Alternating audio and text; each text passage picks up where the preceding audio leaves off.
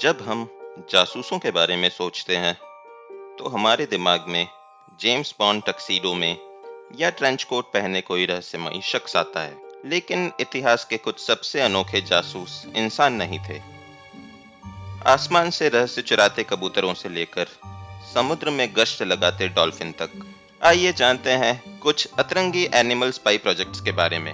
Drone से बहुत पहले कबूतर असली हवाई निगरानी उपकरण थे। पहले विश्व युद्ध में कबूतरों ने गोलियों की बारिश के बीच संदेश पहुंचाए। बाद में एजेंसियों ने उनके शरीर पर छोटे कैमरे लगाए जिससे उपग्रह जैसी निगरानी संभव हुई। शीत युद्ध के दौरान CIA ने ऑपरेशन टकाना चलाया जिसमें कबूतरों को सोवियत ठिकानों की तस्वीरें लेने के लिए प्रशिक्षित किया गया।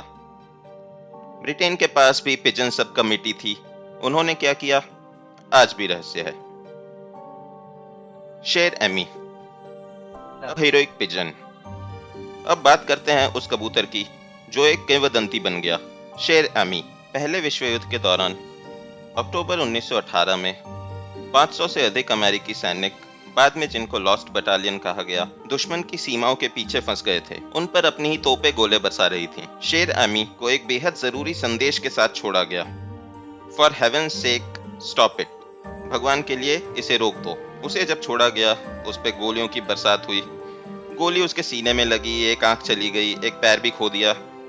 फिर भी शेर एमी ने 25 मील की दूरी सिर्फ 25 मिनट में तय की। उसने संदेश पहुंचाया और लगभग 200 सैनिकों की जान बचाई। उसकी बहादुरी के लिए शेर एमी को फ्रांस का क्रॉय डी गुएरे पुरस्कार मिला। आज वह स्मिथसोनियन म्यूजियम में संरक्षित है। यह सिर्फ एक पक्षी नहीं था, यह एक युद्ध नायक था। Pigeon guided missile. मनोवैज्ञानिक BF स्किनर ने कबूतर निर्देशित मिसाइलों का विचार दिया। उनके अनुसार कबूतरों को कुछ ऐसा ट्रेन करना था कि कबूतर को मिसाइल के कोन के अंदर लगी एक स्क्रीन के सामने रखा जाता।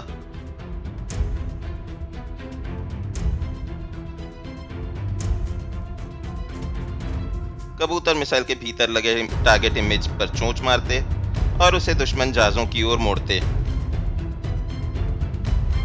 शानदार विचार, हाँ शायद, लेकिन प्रैक्टिकल क्या पता, इसे कभी लागू नहीं किया गया।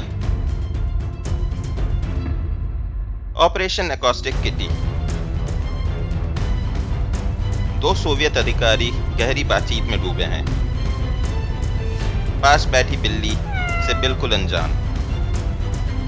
लेकिन यह कोई साधारण बिल्ली नहीं है, ये CIA की एजेंट है। अपने हैंडलर तक उनकी बातें पहुंचा रही है। 1960 के दशक में CIA ने ऑपरेशन एकॉस्टिक किटी पर $20 मिलियन खर्च किए। उन्होंने बिल्ली के कान में माइक्रोफोन लगाया, खोपड़ी में ट्रांसमीटर और पूंछ में एंटीना पिरो दिया। पर बिल्ली तो बिल्ली ठहरी, अपनी मर्जी की मालिक। वो कहाँ किसी का कहा मानने वाली थी। पहले ही मिशन पर वो बिल्ली डिस्ट्रैक्ट हो गई और सड़क की तरफ चली गई, जहां बेचारी एक कार से टकरा गई। 1967 में यह प्रोजेक्ट बंद कर दिया गया। सचमुच, curiosity really did kill the cat. जिज्ञासा ने बिल्ली की जान ले ली। Project X-ray, bat bombers. Japan के एक बंदरगाह शहर में आधी रात बीत चुकी है। एक आलसी रात, सब कुछ सामान्य लगता है। शहर में कई महत्वपूर्ण सैन्य और प्रशासनिक इमारतें हैं। लोग गहरी नींद में हैं। तभी आसमान में एक विमान दिखाई देता है और छोड़ता है चमगादड़ों का झुंड। हर एक के साथ एक आग लगाने वाला बम, जिसे इंसेंडियरी बम बोला जाता है, बंधा हुआ है। चमगादड़ तो इस मौत और तबाही से अनजान है। वो इमारतों की दरारों और कोनों में घुस जाते हैं, रूस्ट करने के लिए, जैसा कि वो करते हैं। कुछ समय बाद ये छोटे छोटे बम शहर में तबाही मचा देते हैं। ये विचार चमगादड़ों पर आग लगाने वाले बम या इंसेंडियरी बम बांधने का एक डेंटिस्ट लाइटल एडम्स ने दिया था। योजना, लाखों चमगादड़ जापान पर छोड़े जाएं, वो इमारतों में बसेरा करें और फिर आग लग जाए। परीक्षण में चमगादड़ों ने गलती से एक अमेरिकी एयर हैंगर और एक कार में आग लगा दी। प्रोजेक्ट रद्द कर दिया गया।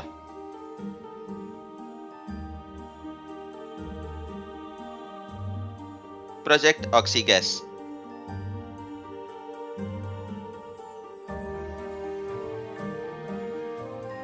समुद्र के बीचों बीच एक युद्धपोत है। उसका लक्ष्य है दुश्मन देश के तेल टैंकर को नष्ट करना। कैप्टन क्षितिज की ओर देखता है, कुछ दिखाई नहीं देता, सब सामान्य लग रहा है। इस बीच एक डॉल्फिन युद्धपोत की ओर बढ़ रही है, समुद्र की गहराइयों से। प्यारी और मासूम दिखने वाली यह डॉल्फिन असल में विस्फोटक लेकर आई है। क्रू को सोनार पर कोई खतरा नहीं दिखता। डॉल्फिन इस बीच चुपचाप जहाज तक पहुंचती है, विस्फोटक को जहाज की दीवार से जोड़ती है और गहराई में गायब हो जाती है। सोनार अब भी कुछ नहीं दिखाता। कुछ देर बाद एक जबरदस्त धमाका जहाज को हिला देता है और उसे समुद्र की गहराई में डुबो देता है। हैरान क्रू को समझ ही नहीं आता कि उन्हें क्या मार गया। CIA का प्रोजेक्ट ऑक्सीगैस डॉल्फिन को दुश्मन जहाजों पर बम लगाने के लिए प्रशिक्षित करना चाहता था। डॉल्फिन बेहद बुद्धिमान जीव है और अमेरिका तथा सोवियत संघ दोनों ने नौसैनिक रक्षा के लिए इसे प्रशिक्षित किया। 2022 में रूस ने कथित तौर पर ब्लैक सी बेस पर डॉल्फिन तैनात की ताकि यूक्रेनी गोताखोरों को रोका जा सके। और 2015 में हमास ने दावा किया कि उसने एक इजरायली जासूस डॉल्फिन पकड़ी, लेकिन कोई सबूत कभी सामने नहीं आया। जानवरों की जासूसी खुफिया इतिहास का अजीब लेकिन रोमांचक अध्याय है। तो अगली बार जब आप किसी लैंपपोस्ट पर बैठे कबूतर को देखें या लहरों में कूदती डॉल्फिन को, याद रखिए, हो सकता है उनके पास कोई गुप्त मिशन हो।